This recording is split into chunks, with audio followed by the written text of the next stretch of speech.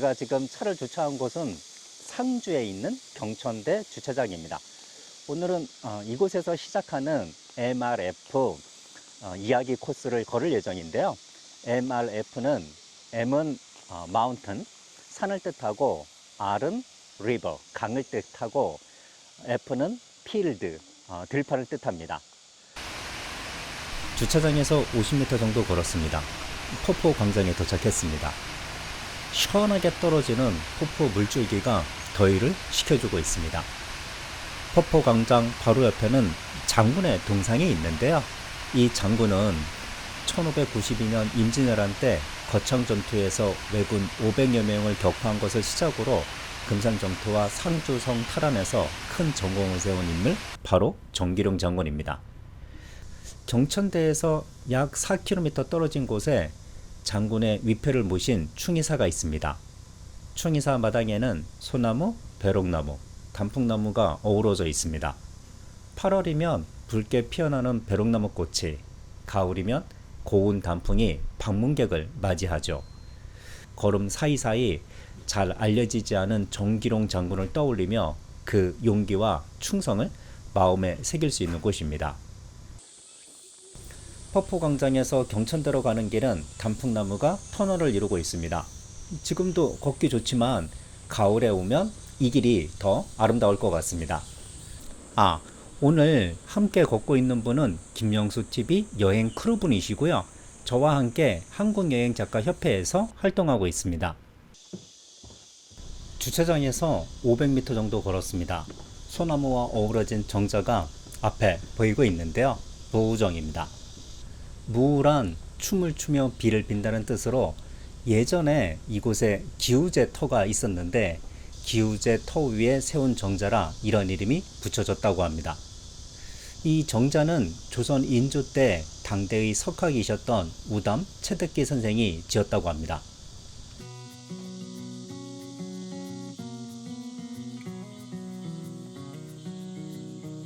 무우정 바로 옆에 경천대로 올라가는 데크가 있습니다. 데크를 따라 경천대에 올라보겠습니다.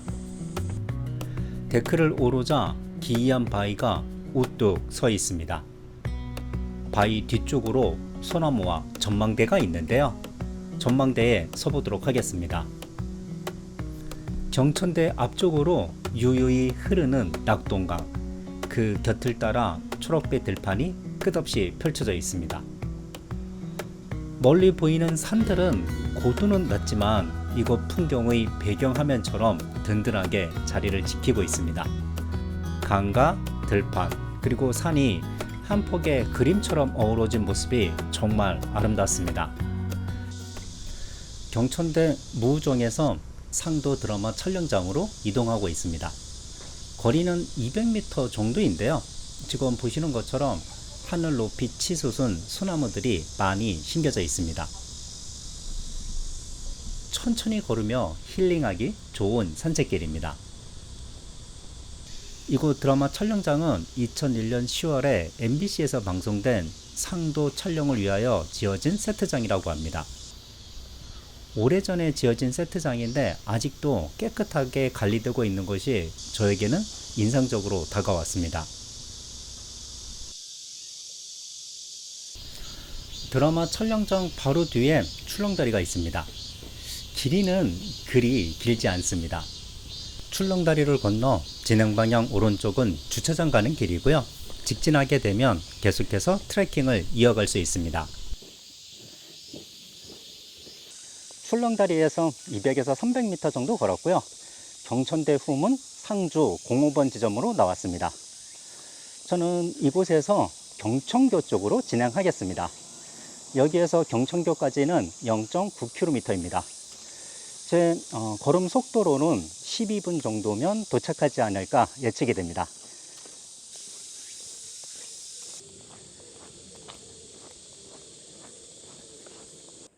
바로 앞에 상주 자전거 박물관이 보입니다. 자전거 박물관? 왠지 저의 호기심을 자극하는데 자전거 박물관은 트레킹을 마친 이후에 방문하겠습니다. 박물관 바로 앞에 다리가 있는데요. 이 다리 이름은 경천교입니다. 다리 난간에는 자전거를 타고 있는 사람 모습이 형상화되어 있습니다. 상주시는 예로부터 자전거 도시로 불릴 만큼 자전거와 깊은 인연을 맺고 있습니다. 시내 곳곳에 자전거 도로가 잘 갖춰져 있고 각종 대회와 행사도 자주 열리며 시민들의 일상 속에 자전거 문화가 자연스럽게 녹아 있습니다. 이러한 이유로 이곳에 자전거 박물관이 있는 것 같습니다. 경천교를 건넜습니다. 진행 방향 오른쪽은 해상로로 관광지 가는 길인가 봐요. 안내판이 지금 보이고 있습니다. 갈림길이 있는데요. 저는 여기서 진행 방향 왼쪽으로 가도록 하겠습니다. 지금 이 길은 사대강 국토종조 낙동강 자전거길과 겹치고 있고요. 양 갈래길이 있는데 오른쪽이 산길 같은데 지금 공사 중이라서 저는 낙동강 자전거길을 따라 잠시 더 이동하도록 하겠습니다. 낙동강을 만나자마자 소나무와 아카시나무가 만들어주는 그늘, 그리고 낙동강에서 불어오는 시원한 강바람 덕분에 오늘 8월 8일 조금 더운 날씨임에도 불구하고 제가 느끼는 체감상 온도는 그리 높지 않습니다. 그리고 절기가 참 묘하죠. 입추가 지났어요. 입추가 지나자마자 정말 그 무덥던 더위가 한풀 꺾였습니다. 삼거리를 만났는데요. 여기에 현 위치 번호가 있습니다. 이곳은 상주 27번입니다. 저는 진행 방향 오른쪽으로 가도록 하겠습니다. 상주시 중동면 해상리 마을을 지나고 있습니다. 길 옆 눈에는 벼가 아직은 푸릇푸릇하지만 이제 9월이 다가오면 이 벼들도 서서히 노랗게 익어갈 것 같습니다.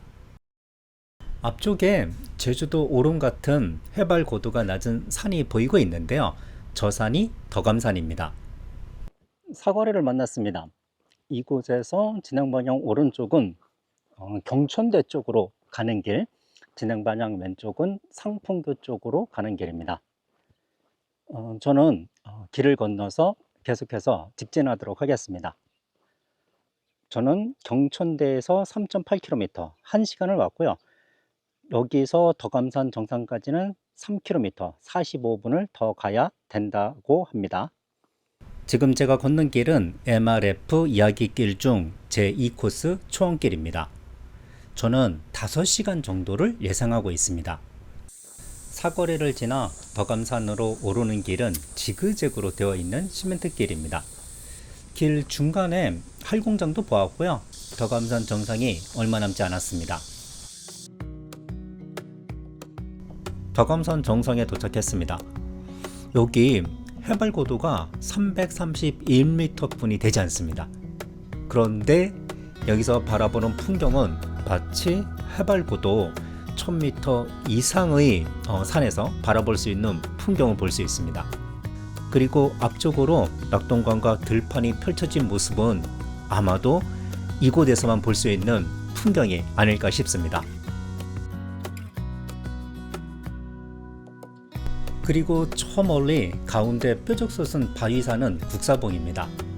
국사봉도 이곳처럼 정상에 오르면 앞쪽으로 낙동강과 들판, 그 뒤로 펼쳐진 산을 바라볼 수 있습니다. 상주 국사봉은 탁 트인 360도 파노라마 뷰와 함께 일출일몰을 동시에 볼 수 있는 산입니다.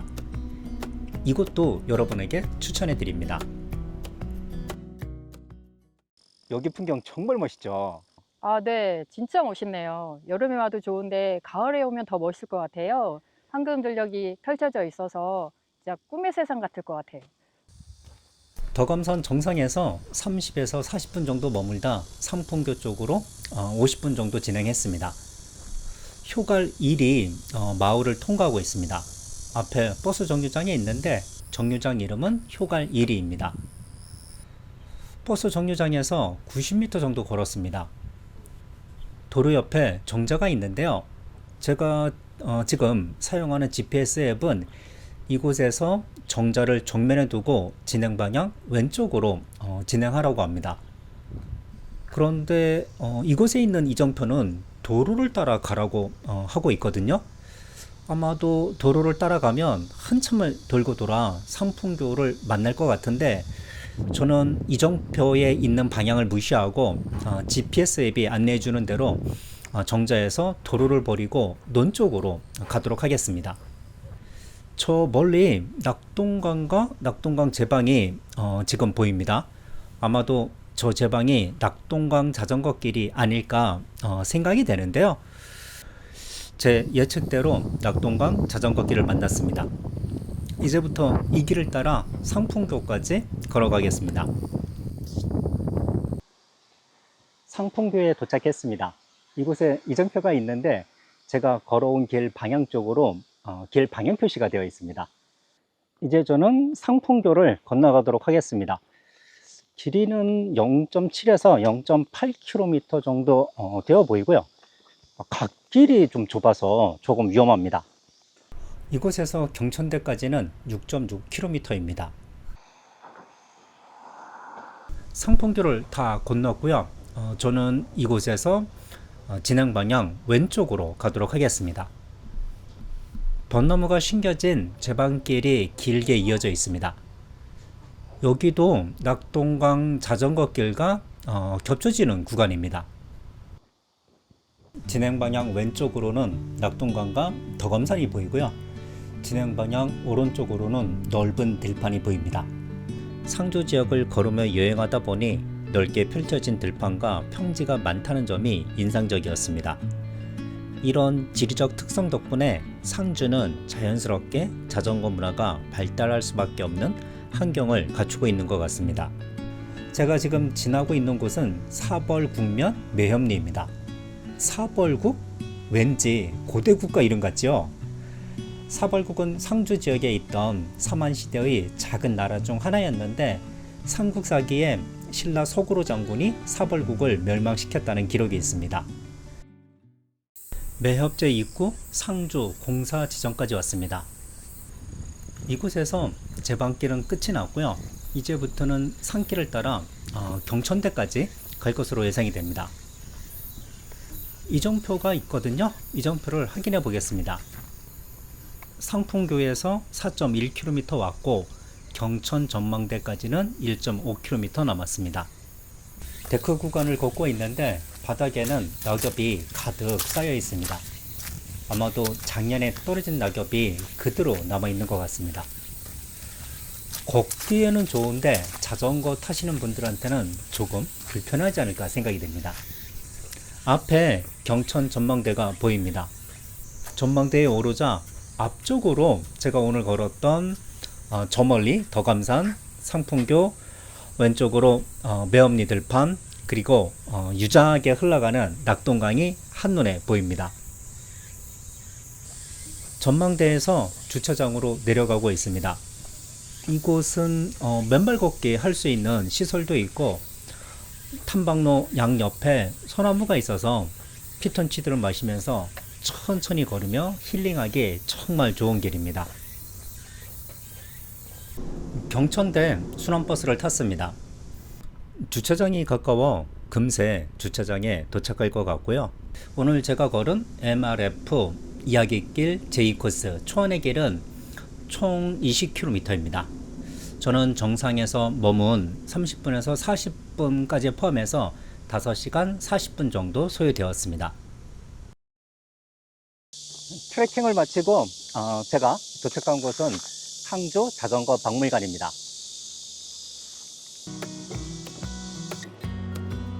박물관에는 자전거의 초기 형태부터 현대까지의 발전 과정을 고스란히 담아 한눈에 살펴볼 수 있도록 전시되어 있습니다. 1790년 셀러 리페르를 시작으로 1817년 독일의 드라이지네, 1839년 영국의 맥밀런 자전거, 그리고 1861년 프랑스의 미슈형 자전거까지 각 시대를 대표하는 자전거들을 만나볼 수 있습니다. 제 눈길을 사로잡은 것은 하이힐 자전거였는데 이 자전거를 타는 건 거의 묘기에 가깝지 않을까 싶습니다. 2층 복도에는 시선을 끄는 5층 자전거와 포토존이 있습니다. 포토존에서 사진 한 장 남겨보시기 바라겠습니다. 자전거 박물관에서 약 20km, 자동차로 20분 거리에 있는 곰검지에 도착했습니다. 곰검지는 제천 의림지, 김제 벽골제, 밀양 수산자와 함께 삼한시대 4대 저수지 중 하나입니다. 여기 둘레는 약 1km 정도 되거든요. 오늘은 이 둘레길을 한 바퀴 걸어 보겠습니다. 입구 쪽은 수심이 깊어서인지 연꽃이 피지 않았습니다. 연꽃은 너무 깊은 물에서는 제대로 피기 어렵습니다. 오늘 낮에는 날씨가 흐렸다가 맑아지기를 반복했는데 지금은 날씨도 좋고 하얀 구름이 하늘을 수놓고 있습니다. 곰검지 입구 맞은편 쪽으로 왔는데요. 여기는 지금 오래된 벚나무들이 길게 줄지어 서 있습니다. 벚나무 터널을 걸으며 힐링하기 좋은 길이고요. 그늘이 깊어 한낮에도 시원하게 걸을 수 있고, 지금 저수지 쪽을 보니 여기에는 연꽃이 아름답게 피어 있습니다. 같은 저수지 내에서도 연꽃이 피어 있는 곳이 있고 아직 피지 않은 곳이 있습니다. 곰검지 연꽃은 다른 곳에 비해 늦게 피는데요. 8월 중순 이후에도 연꽃을 볼 수 있을 것 같습니다. 그리고 곰검지 주차장에는 곰검지 역사관이 있거든요. 이곳에 들르면 곰검지의 역사와 의미를 더욱 깊이 이해할 수 있습니다. 곰검지 입구로 되돌아왔습니다. 곰검지를 다 둘러보는데 15분 정도면 충분할 것으로 예상이 되고요. 여기 곰검지는 연꽃도 연꽃이지만 둘레길에 심겨진 벚꽃나무 터널이 환상적이었습니다. 벚꽃나무는 봄에 벚꽃이 필 때도 좋지만 가을에 노랗게 물들었을 때도 아주 멋지잖아요. 가을에 곰검지 벚꽃나무 터널을 걸어보시기 바라겠습니다. 오늘 상주에서 산, 강, 들이 있는 MRF 초원의 길을 걸었습니다. 가을에 걷기 좋은 길이 바로 오늘 제가 걸었던 초원의 길이 아닌가 생각이 되는데요. 가을에 상주로 걷기 여행 오십시오. 그럼 저는 여기에서 인사드리고 다음 여행가산에서 뵙도록 하겠습니다. 안녕히 계세요.